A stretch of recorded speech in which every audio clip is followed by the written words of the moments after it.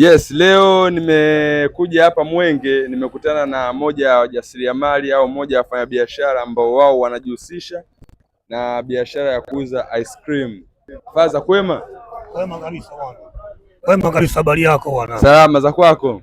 Mimi mzima kabisa. Mambo yanaendaje? Mambo tunamshukuru Mwenyezi Mungu. Uko happy? Fresh kabisa yani. Eti? Neno moja kwanza kwa Mama Samia.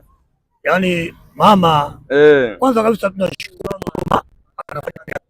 Ndio. Tunashukuru sana. Ndio. Bwana ametuwezesha. Ndio. Bwana tuna amani, tunafanya biashara vizuri. Ndio. Tunanyanyasa. Ndio. Tofauti na kipindi fulani, kwa maana hapa toka. Kina sasa tunafanya biashara vizuri. Sawa. Kazi yani inaendelea. Ndio. Sasa mimi swali langu la kizushi ni moja. Watu wengi wako mtaani wanatamani sana kujua kuhusiana na hii biashara hii ya ice cream. Ndio. Hebu tupe siri ya hii biashara. Hii biashara haina siri kubwa. Ndio. Yaani siri ya hii biashara kufika kwenye kituo tu cha biashara hii. Vituo viko vingi sasa hivi Balesa. Ndio. Mbona Balesa amewezesha vijana wengi sana. Ndio. Kwa hiyo kufika tu kwenye kituo chochote kile cha Balesa atapewa maelekezo ya jinsi ya kuifanya hii biashara. Haina gharama kubwa sana. Mbona unawezeshwa pale pale, unatoka unafanya biashara, unapata riziki yako ya kila siku. Na hii biashara umeanza una miaka mingapi kwenye kazi? Hii na muda mrefu sana, ndugu mwandishi. Unaendesha maisha yako kupitia hii biashara? Yaani naendesha maisha yangu, namshukuru Mwenyezi Mungu. Na mambo mengi sana nishayafanya kupitia hii biashara. Mengi sana. Labda kwa siku unaweza kupata labda hela ya chini bei gani? Yaani kuanzia 20,000 kwa siku. Yaani kazi mbaya sana labda ni 20,000. Lakini zaidi ya hapo, yaani kwa sasa hivi mimi aniajiri mtu au mtu akone ice cream kuajiriwa na mtu mwingine ni vigumu sana. Mvua ikinyesha. Sasa deli kama hili linakuwa na ice cream ngapi? Inategemea na upangaji. Utapanga box 12, 15, 10, 9. Yaani inategemea umepanga vipi na umechukua za aina gani. Kuna ice cream nyingine zinaingia nyingi sana, kuna nyingine zinaingia kidogo. Na kwa wale vijana ambao wanalalamika kwamba ajira hamna, wako tu mtaani, wengine wameamua kuwa wezi, unawalipi la kuwashauri? Wale hawajapata tumekaa lakini hajui saizi ya mke 200 akaipata. Mbona yani hajui aende wapi. Hawajapata mtu kuwashika mkono, kuambia hapa fanya hivi, fanya hivi. Na wao sio wadadisi sana kwa watu. Sasa wewe kama mfanyabiashara ambaye tayari una uzoefu mrefu kwenye hii kazi, ndio, hebu washauri vijana ambao wao wamekaa nyumbani hawana ajira au wanalalamika sasa hivi hakuna ajira, washauri. Mimi ushauri wangu toke majumbani, waje watufuate, waende kwenye vituo hivi, wataelekezwa jinsi ya kufanya biashara. Tatizo, unajua vijana wengi wana aibu, hasa wale wazawa. Wana aibu na kazi za mitaani, wanaona kazi yani wanaita za kijinga. Mbona lakini wengi wanaotoka mbali, mbona wanakuja watu hapa hawana pa kulala, hawana ndugu na nini, wanaweza na biashara, watoka wengine na majumba na mapiki kwa kazi hii. Na kuna mtu mwingine labda ana hofu, bwana, kupitia hii kazi labda ice cream siwezi kuhudumia familia yangu, siwezi kusomesha watoto wangu. Hebu pia watoe hofu kwenye hilo fazi. Hiyo ndio hofu kabisa, kwa sababu yule wewe yani una kipato kikubwa sana cha ice cream. Sababu tumeshapita kwenye kuajiriwa. Wewe umeajiriwa kuanzia mwaka gani mpaka mwaka gani? Ni miaka mingi sana ndo mwandishi. Kwa kupitia kazi hii ukaamua kuacha ajira? Kwanza naona kama nilikuwa nimechelewa kwa sababu nimewatumikia watu sana. Kwa hiyo nimechelewa sana. Kwanza tuko hapa Mwenge. Wewe unaishi sehemu gani? Mimi bwana naishi Buguruni. Unaishi Buguruni? Kwa kila siku lazima uje Mwenge?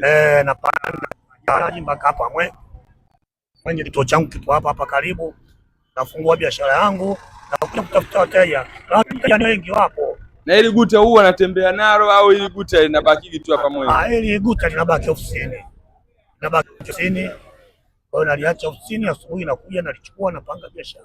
Maisha yanaendelea. Hilo unaruhusiwa kwa karibu na maisha yanaendelea. Sawa. Sasa Faza, serikali sasa hivi imeachia au imetoa fursa kwa vijana ambao ni wajasiriamali waweze kujikopesha, yaani imetoa pesa kwa ajili ya wajasiriamali kati ya umri wa miaka 18 mpaka 30 na huko. Ndio. Hiyo fursa ushaisikia? Hiyo hata nikishaisikia kuna limit ya umri hapo. Kuna limit ya umri. Kwa hiyo limit mimi nishavuka. Tuna vijana wenzako ambao wao watoto wako vijana hao hapo, lakini zinafichwa zaidi. Sasa hivi ziko wazi, mama kazi ziko wazi, wametangaza nchi nzima. Tunazisikia tu. Ndio. Yaani kuzisikia tunazisikia.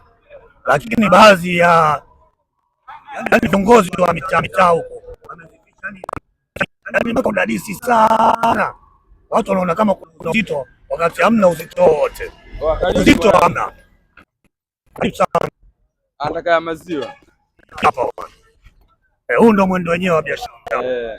Kidogo kidogo lakini riziki inapatikana. Mpaka jioni tutakuwa tushamaliza. Mpaka jioni.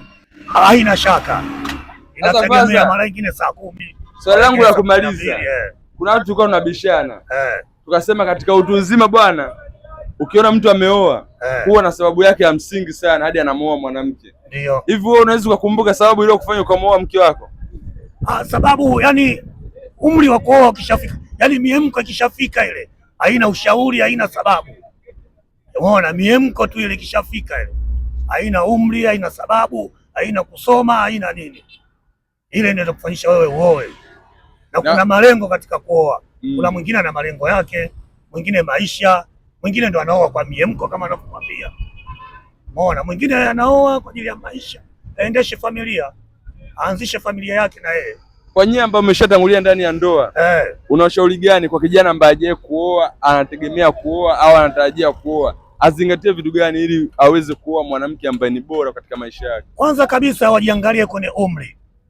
Kwa sababu unapooa kidogo mapema hapa chini ya 40, mbona ni vizuri zaidi, lakini ukishafikisha miaka 40, alafu umeoa, ukipata mtoto pale kwenye miaka yako 40 au 42, yule mtoto akifikisha miaka 20, wewe una umri gani? Umeona? Kwa hiyo na washauri waoe mapema. Wewe ukishafika miaka 40 ndio unafikiria wewe kuoa. Sasa ukioa na miaka 40 au 42, mtoto akifikisha miaka 20, wewe una umri gani? Kwa hiyo wazingatie tu waoe mapema. Sawa sawa. Mimi fadha sina la kuongeza hapa. Kama una labda la kumaliza kwa vijana ambao wao wanatamani kufanya biashara kama hii, hawajui pa kuanzia, hebu ongea nao. Mimi vijana nawaambia watoke majumbani, watoke mitaani, waje barabarani. Kuna watu wanafanya biashara, wasizarau zile biashara.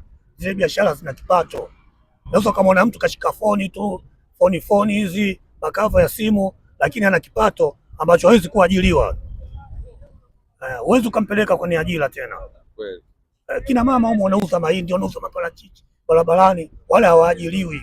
Na wale wanaoingia vyeti kwamba mimi nimesoma bwana na degree mimi sina nini. Sasa vyeti, unaona, kwa mfano mimi kuna mtu nimesoma naye elimu ya msingi, yeye akaendelea, lakini yule mtu mimi kaja nimempangisha mimi chumba, kanikuta mimi tayari huko tayari, yani na mji. Umeona, watoto wangu wapo vizuri, yeye ndo anaanza maisha kwenye nyumba yangu. Mimi ambaye wala 7, yeye ana madigrii na madiploma mpaka leo, ana vyeti vyake hapa na yeye umri shahidi. Kwa hii kazi mwanangu haina vigezo vigumu. Yaani utimamu wa akili tu. Utimamu wa akili. Utimamu wa akili nafikiri inaeleweka, uwe msafi. Yaani utimamu wa akili. Basi sawa Faza. Sawa sawa. Mimi sina la kuongeza, nimefurahi sana kupiga story na wewe Faza. Hamna tatizo kabisa bwana. Tuko pamoja sana. Karibu sana siku nyingine bwana mwandishi. Haya. Usiwe na wasiwasi kabisa. Haya.